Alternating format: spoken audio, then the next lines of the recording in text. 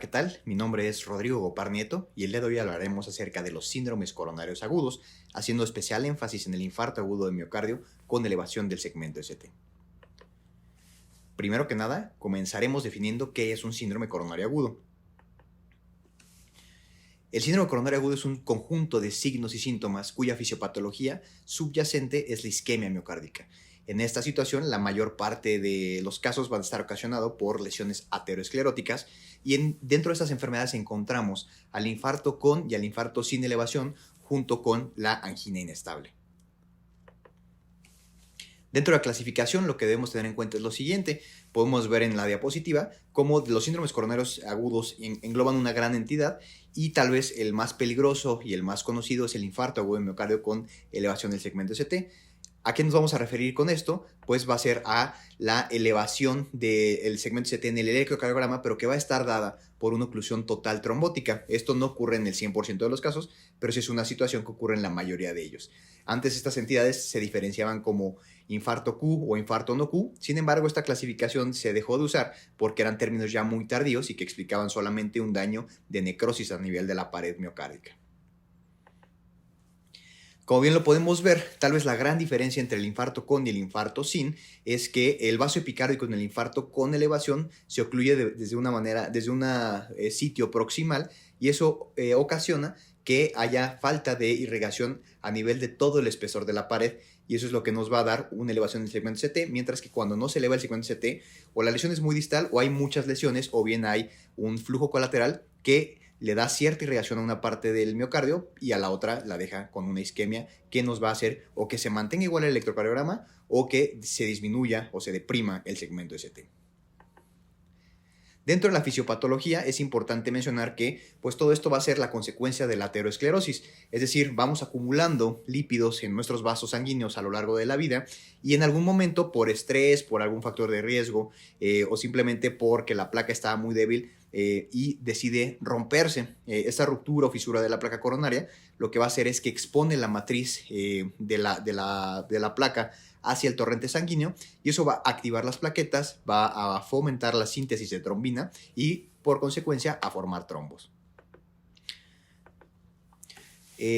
Como bien lo sabemos, pues la fisiopatología engloba desde los factores de riesgo más comunes como puede ser el fumar, la diabetes, la hipertensión y otros factores que tal vez no son tan conocidos, pero que son igual de importantes. Sobre todo en esta época de la pandemia hemos visto que hay muchísimos factores inflamatorios que tal vez no se les había dado la importancia adecuada, que favorecen trombosis a nivel de cualquier vaso sanguíneo.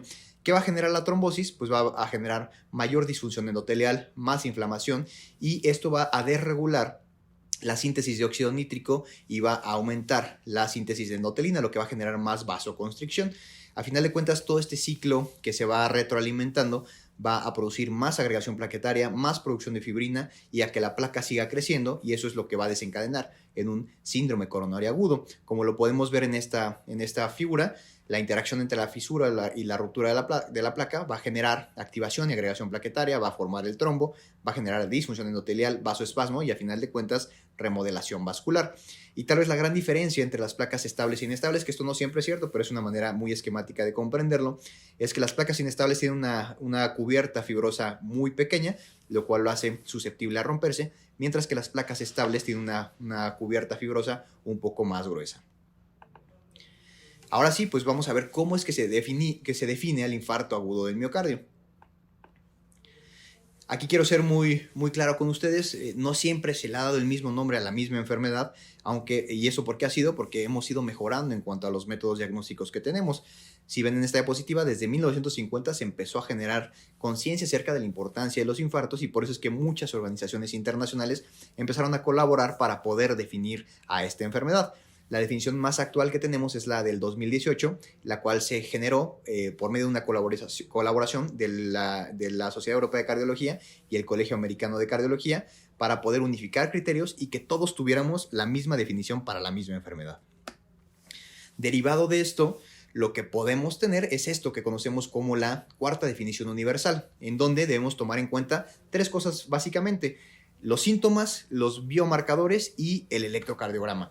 Y eso lo vamos a resumir en estos 6 criterios. Debemos tener elevación o caída de la troponina por encima del percentil 99 del límite de referencia, que esto ponga muchísima atención porque eso para el infarto sin elevación será probablemente alguna pregunta que venga en el examen. Debemos tener síntomas compatibles con isquemia, cambios en el segmento ST o bien la aparición de un bloqueo de rama izquierda de novo, la presencia de ondas Q, trastornos de movilidad por ecocardiografía, que tal vez esto es algo mucho más nuevo, y además pues evidencia de trombo intracoronario ya sea por angiografía o autopsia. Con que tengamos 2 de estas podemos hablar de un infarto de miocardio. Esta clasificación lo que dio fue que pudiéramos dividir los infartos en 5 tipos y los vamos a ver de manera muy resumida.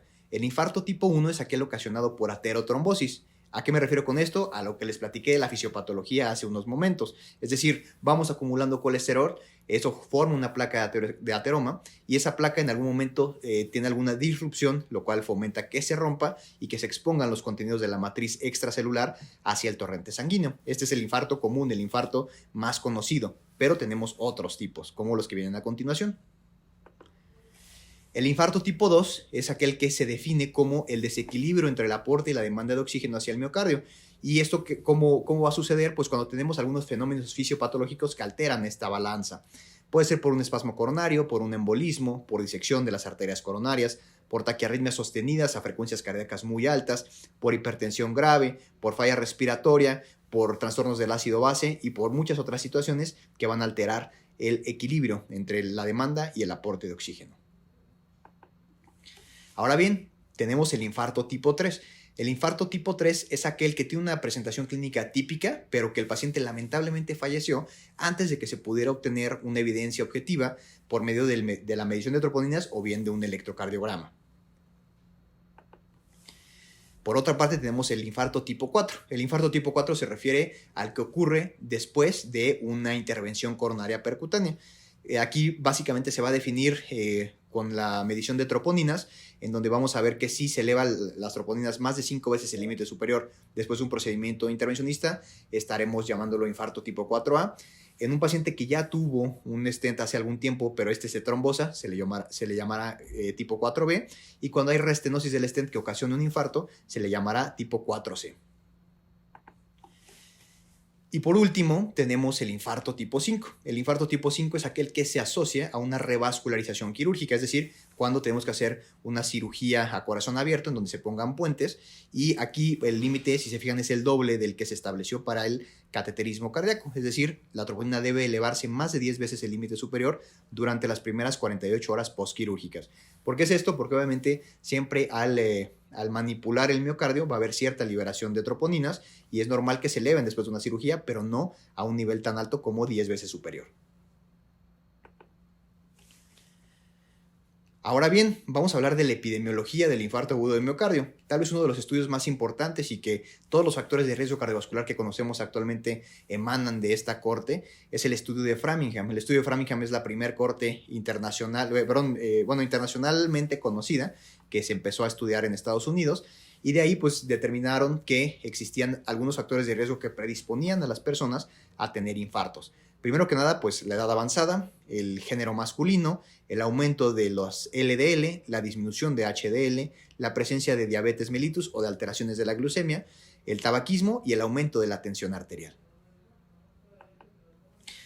También en cuanto a la epidemiología es muy importante reconocer que el infarto agudo de miocardio es la principal causa de muerte en países desarrollados.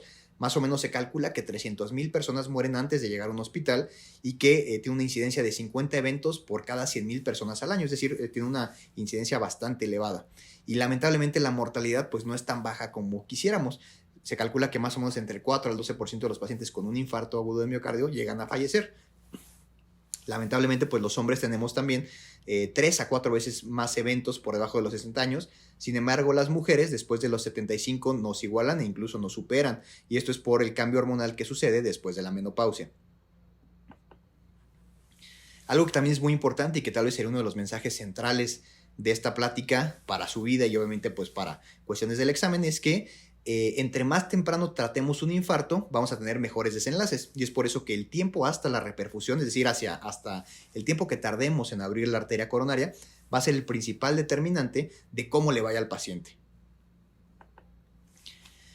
Y bueno, este beneficio no solamente es de manera inmediata, es decir, no solamente es que libre el internamiento, que libre las primeras horas y que no se inestabilice, sino que el paciente que se reperfunde de manera temprana, que tiene una salida exitosa del hospital, va a sostener este beneficio por más de 20 años, como ha sido comprobado en varios estudios internacionales. Algo que es muy importante reconocer es cómo el infarto de miocardio ha ido evolucionando a lo largo de los años, y ahorita haré alguna breve reseña acerca de esto para que sepan cómo es que actualmente tenemos técnicas muy, muy importantes, muy trascendentes y sobre todo muy benéficas para el paciente.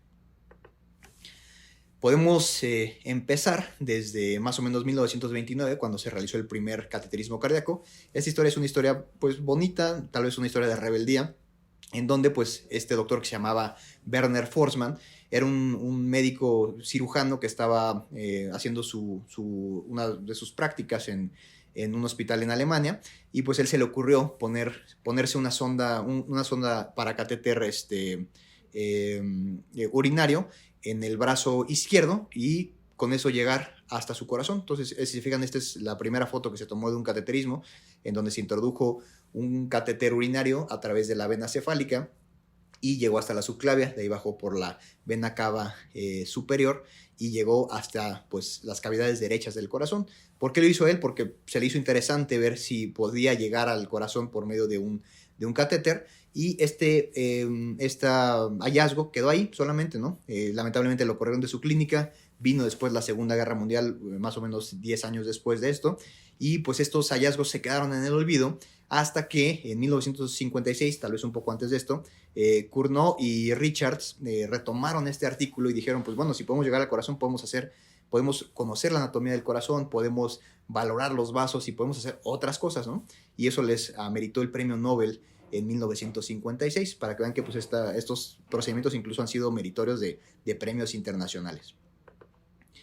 Ahora bien, pues desde 1956 hasta más o menos 1988-89, el cateterismo solamente era un procedimiento para diagnosticar, para ver arterias coronarias, para ver el sistema venoso, y fue hasta que estos dos personajes que son muy importantes para la cardiología, en su cocina, como lo pueden ver en esta foto acá, crearon una especie de balones, una especie de guías para poder abrir arterias coronarias. Y esta es la primera angiografía que se hizo después de una angioplastía, donde vemos cómo en esta parte está cerrada la arteria, la van dilatando con balones hasta que queda pues un poquito mejor, ¿no? Esta paciente sobrevivió el procedimiento y pues duró algunos años sin ninguna intervención, porque antes solamente existía la opción de la revascularización quirúrgica. Lamentablemente, pues como les he dicho, empezamos a hablar desde 1929 para este año, ¿no? El gran problema es que antes de estos avances tecnológicos, el infarto solamente era meritorio de tratamiento médico y de observación, es decir, que podíamos ver estas imágenes donde vemos que al inicio de un infarto las ondas T se van volviendo más picudas hasta que se eleva el segmento ST más o menos a los 20-25 minutos, después se eleva francamente el segmento ST y después va involucionando el infarto hasta crear una onda Q o inversión de las ondas T. Esto es importante que lo sepan porque antes pues, el tratamiento solamente era o dar algún medicamento para controlar el dolor, para controlar la tensión arterial y solamente observar y dar reposo a los pacientes. Y ahorita vamos a ver cómo esto se ha modificado para bien de la gente. Dentro de la evaluación electrocardiográfica es algo bien importante, que ya no solamente tenemos que ver a los pacientes, y esto es una pregunta que ha venido en algunos exámenes, en donde debemos reconocer que si un paciente llega con un infarto de miocardio, debemos tomarle un electro en menos de 10 minutos. Es decir, cualquier paciente que llegue a una sala de urgencias con dolor torácico deberá tener un electrocardiograma en menos de 10 minutos para que podamos activar todo el sistema de alerta y podamos tratar un infarto a la brevedad posible. ¿Por qué es esto? Porque les dije en las diapositivas previas que si nos tardamos en tratar un infarto, los desenlaces son adversos. Entonces queremos que al paciente le vaya lo mejor posible. Temporalmente, pues podemos ver esta gráfica, que es la que viene en las guías de las guías de práctica clínica, donde vemos cómo un electro normal en pacientes que tienen dolor torácico puede volverse con ondas T muy acuminadas, después en minutos a horas puede elevar el segmento ST. En las primeras horas, en pacientes que tienen mucha disfunción microvascular, se pueden formar ondas Q pequeñas, pero que persistan con el segmento ST elevado.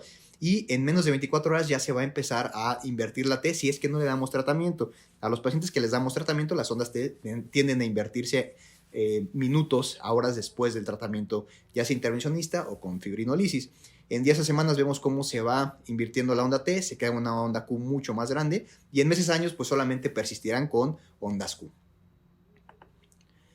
Ahora bien, también es bien importante que sepamos identificar la zona del infarto. Básicamente vamos a tener 5 tipos de infarto. Los infartos anteriores, que son los que están ocasionados por afección de la descendente anterior, en donde vamos a ver que se eleva el segmento CT de B1 a B6. El infarto lateral, por lo general, se va a elevar 1, ABL, B5 y B6 y nos van a indicar infartos de la circunfleja.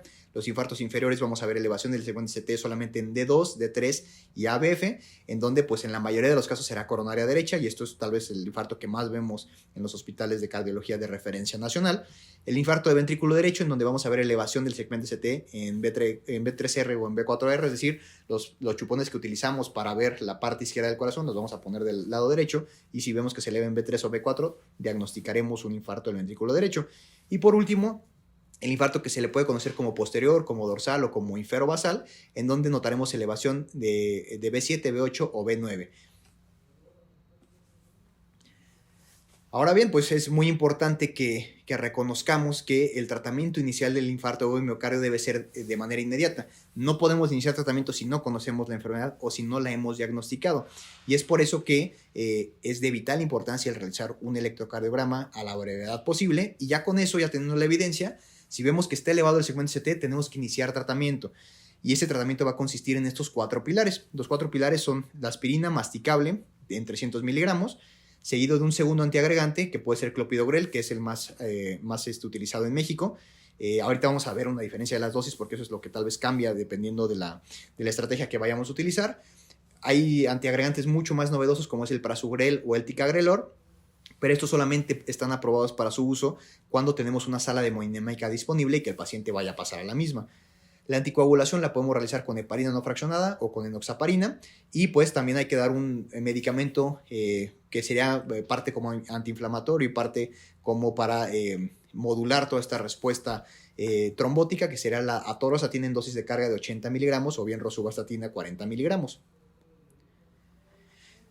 Esta es una de las diapositivas también más importantes, porque ya que establecimos el diagnóstico y que debemos reperfundir al paciente, por reperfundir me refiero a abrir la arteria y que el flujo coronario se pueda restablecer en la zona que está afectada, tenemos 2 opciones. La que más recomiendan las vías internacionales y la que más se realiza en primer mundo es la angioplastía primaria.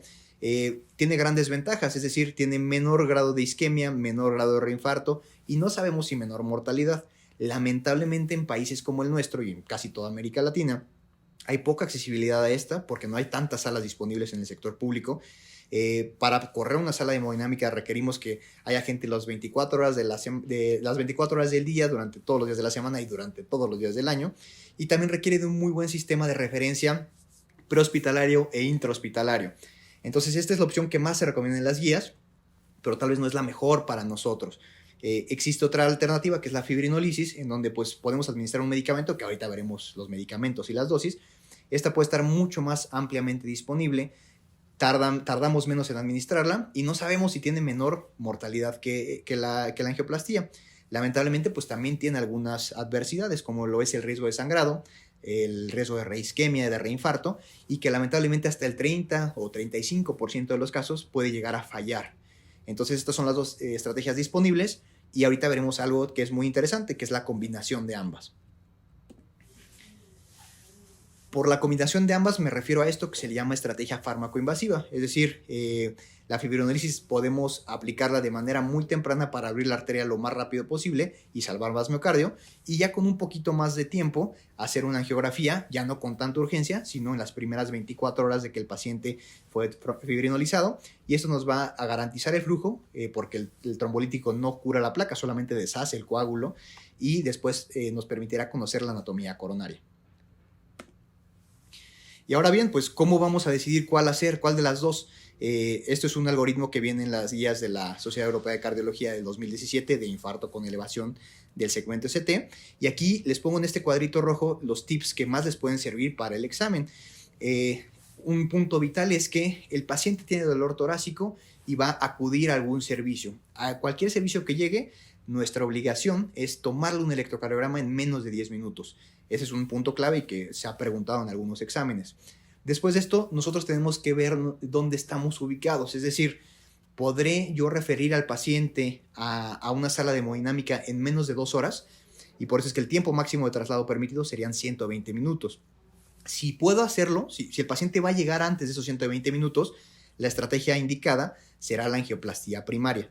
Si no puedo realizarla, lo que yo tengo que hacer es optar por la estrategia fármaco-invasiva, en donde lo voy a fibrinolizar y el tiempo máximo que tengo de que tome el electro a decidir eso serán 10 minutos y administrar el medicamento.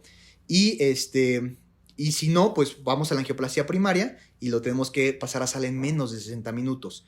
Y algo que no viene aquí en este recuadro, pero aquí es muy importante, los pacientes que son seleccionables para una estrategia de reperfusión son aquellos que hayan tenido menos de 12 horas de evolución desde el inicio de los síntomas. Más allá de las 12 horas, lamentablemente lo consideramos un infarto no reperfundido. ¿Y por qué les digo lamentable? Porque esto es algo que sucede mucho en nuestro país y que contribuye a tener desenlaces adversos. Es decir, el paciente, o por andar buscando hospital, o por ser contrarreferido, o por aguantarse el dolor, o por la razón que quieran, no acude en ese tiempo. Y lamentablemente, si cruzamos ese umbral, los resultados son adversos. Es decir, los pacientes tienden a padecer más complicaciones por el propio cateterismo. Y ahora bien, pues solamente haré algunas acotaciones acerca de los tratamientos para que sepan más o menos cuál es la diferencia del tratamiento del infarto con elevación, ya sea por trombolisis o por angioplastia. Vamos a ver primero lo de la angioplastia primaria. La angioplastia primaria es importante que sepan que la dosis de carga de la aspirina son 300 miligramos. Esa no cambia para ninguna de las estrategias. Entonces, a todos les vamos a dar la aspirina 300 miligramos. Cuando es angioplastia primaria, en realidad deberíamos preferir dar prasugrel o ticagrelor. La dosis de prasugrel sería 60 miligramos y la de ticagrelor 180, pero en México pues el antiagregante más disponible, más barato y más común es el clopidogrel. La dosis de carga cuando vamos a angioplastia primaria son 600 miligramos. De ahí en fuera, pues lo que hay que hacer también es pasarle heparina no fraccionada o bien enoxaparina a las dosis que vienen aquí en esas tablitas. Algo que cambia un poquito, fíjense cómo con la trombolisis, aquí ven en las dosis de los fármacos trombolíticos, el más sencillo de aplicar, y eso les va a servir para su vida diaria o cuando roten en servicios de urgencias o para lo que requieran ser, pues es el tenecteplase. El tenecteplase viene fraccionado en la misma jeringa de aplicación y viene calculado por el kilo de peso. Fíjense cómo aplicaremos 30 miligramos si el paciente pesa menos de 60 kilos, 35 si pesa entre 60 y 70, 40 si pesa entre 70 y 80, 45 si pesa entre 80 y 90 y 50 miligramos si pesa más de 90 kilos. Si el paciente tiene más de 75 años, esta dosis la tendremos que dividir entre 2 de acuerdo a su peso y administrarla por vía intravenosa. Otro medicamento que también es muy, muy utilizado es el alteplase. El alteplase es tal vez el segundo más común y que seguramente lo verán en sus clases de evento vascular cerebral isquémico. Aquí la dosis es un poco diferente y la calculamos con un bolo de 15 miligramos intravenoso y después pasamos 0.75 miligramos por kilo para 30 minutos y dejamos 0.5 miligramos por kilo para otros 60 minutos, con un máximo de dosis total de 100 miligramos. Y aquí lo que cambia un poquito entre la trombolisis y la angioplastia primaria es que la dosis de carga de aspirina se queda igual, pero solamente podemos utilizar clopidogrel. Ni el prasugrel ni el ticagrelor están aprobados actualmente para acompañar a la trombolisis. Y la dosis de clopidogrel se baja. En vez de ser los 600 que habíamos visto acá, son solamente 300 y no se cargan a los pacientes que tengan más de 75 años. La enoxaparina también se aplica de una manera un poquito diferente. En pacientes que tienen menos de 75 años, aplicaremos un bolo intravenoso de enoxaparina y después de 15 minutos de haber administrado esto y de que se administró el trombolítico, comenzaremos a aplicar 1 miligramo por kilo de peso cada 12 horas por vía subcutánea. Para la heparina no fraccionada, pues es un bolo de manera igual y continuar con infusión de heparina. Y bueno, estas son las diferencias que vamos a ver entre el tratamiento y por último me gustaría concluir con lo siguiente. Debemos recordar que el infarto de miocardio tiene diferentes criterios, diferentes estudios clínicos y aparte electrocardiográficos. Es muy importante que integremos los tres, es decir, que reconozcamos de manera oportuna al paciente que tiene un dolor torácico, que le hagamos un electrocardiograma y con eso decir, ¿es algo cardíaco o es algo no cardíaco? Si es algo cardíaco, decidir si es un infarto con elevación, que tal vez es la presentación más abrupta y la que más temprano deberíamos tratar, porque tenemos las estrategias disponibles en la mayor parte de los hospitales del país.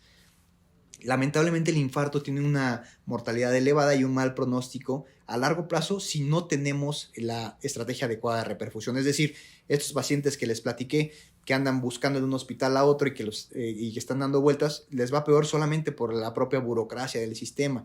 ¿Qué tenemos que hacer? Que el paciente que nosotros detectemos, y que tal vez esta es la parte central de la plática, el paciente que tiene un infarto tiene que ir a un hospital. O sea, no hay para dónde hacerse, no puede ir a su casa, no puede ir a otro lado. Y eso es lo que tenemos que reconocer como médicos y obviamente pues ya que estemos en el hospital, dar el tratamiento oportuno de la mejor manera. Y por último me gustaría concluir con ustedes que tal vez en nuestro país, en México, lo que más tenemos disponibles para mejorar estos dos puntos que les mencioné antes es que podemos aplicar el trombolítico de manera oportuna en algún hospital, incluso hasta centro de salud, incluso en alguna ambulancia, y con calma llevarlo a un hospital para ver si sí reperfundió. Si no reperfundió, lo llevaremos a una estrategia de rescate, que es un cateterismo de urgencia, y si no, tenemos hasta un día para poder hacer el cateterismo de manera rutinaria y de manera mucho más tranquila, ya con el paciente más estable. Y bueno, pues eso sería todo de mi parte por esta clase. Cualquier duda me pueden escribir y quedo a sus órdenes para cualquier comentario. Muchas gracias.